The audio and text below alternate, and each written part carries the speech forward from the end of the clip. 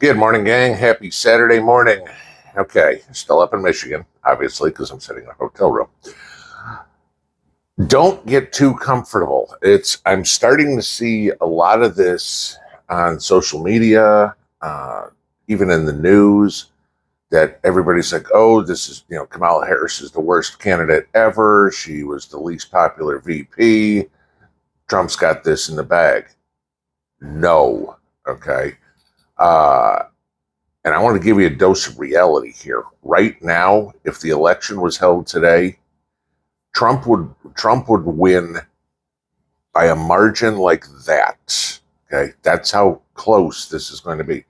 I don't care about the national polls. The press is hopping up the fact, oh, Kamala Harris is now ahead in the national polls. The average of the last 11 polls shows Kamala Harris up 0.3%.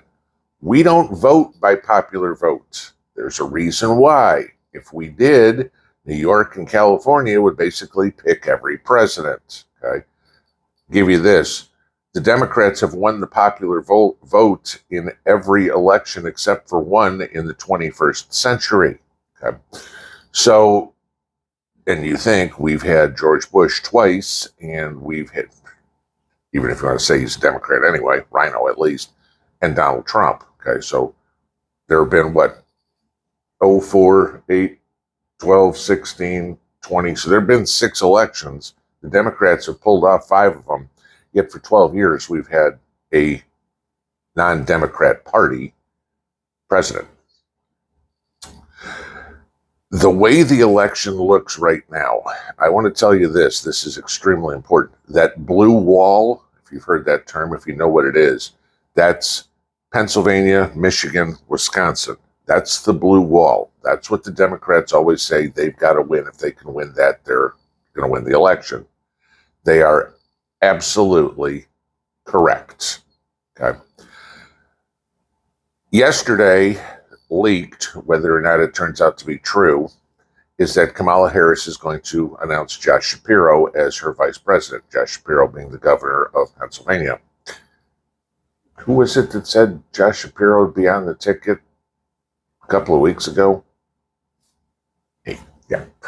Well, everybody else was bandying about Gretchen Whitmer. Well, I thought she'd be the second half, but Gavin Newsom and Big Mike and all that. I was mentioning Josh Shapiro, make the most sense. It pays to pay attention. Why are they going to bring in Josh Shapiro? Well, Pennsylvania is a huge key state. The way the election's looking right now, I mean, Arizona and Nevada are solidly, not handedly, in Trump's kitty. Okay, Trump's up 3.8% in Arizona and 2.8% in Nevada. Nevada hasn't voted for a Republican president in years. Okay, Arizona somehow went blue in 2020. Don't ask me that one. Okay, go ask Dinesh D'Souza and 2,000 Mules. So those you can put in Trump's category, column. Georgia put in Trump's column. Trump's up 2.6 in Georgia right now. Okay. So that leaves the blue wall. If Trump wins Pennsylvania, the election's over.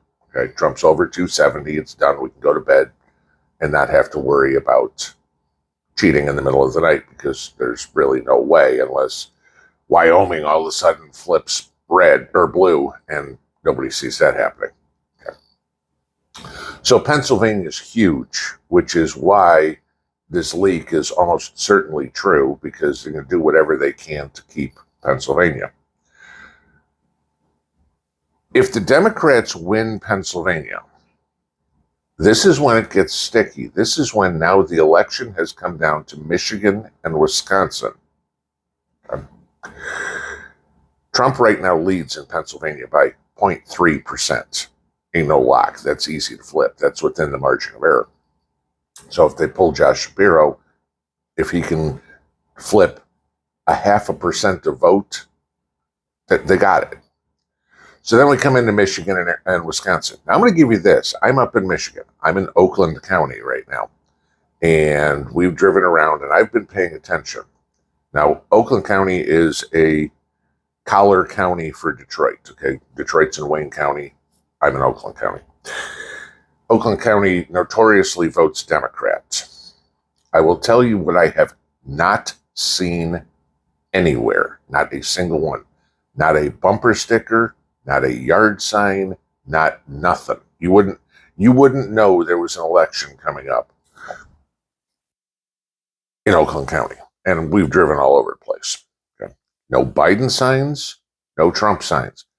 It could be because people are worried about cars getting keyed or getting beat up or something like that. That's a possibility.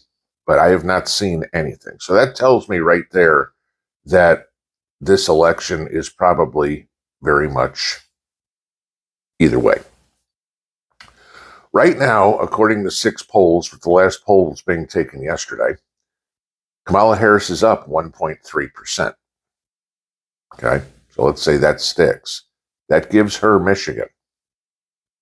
In Wisconsin, 5 polls, last one taken yesterday, Kamala Harris is up 0.6%. If you put both of those into Kamala Harris's column, if she wins Pennsylvania, it's over. If they take the entire blue wall, they win. And we go into 4 years and probably the end of the United States because we've just elected an avowed Marxist.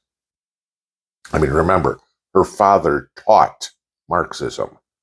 You know, just giving you that. This is how close this is, where everybody says, oh, it's going to be a cakewalk against Joe Biden. It probably was. At that point, they were talking Minnesota was in play, Virginia was in play, New Jersey was in play. We're not hearing any of that anymore. That's all tipped way back to Kamala Harris.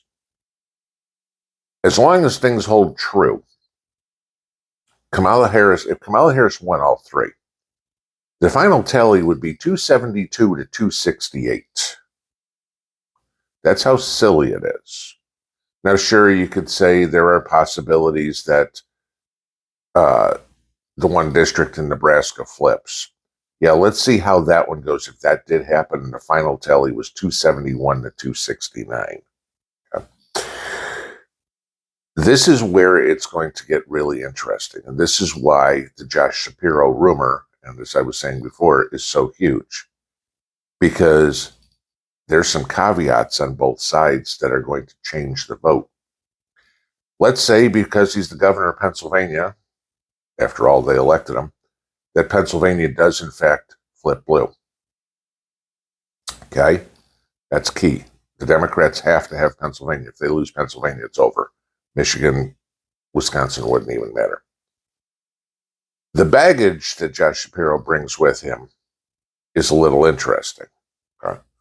First off, the big factual one. If you remember the story of the girl that was stabbed 20 times, okay, 10 in the front, 10 in the back, including 2 after she was dead, according to the coroner's report, Josh Shapiro had ruled that a suicide.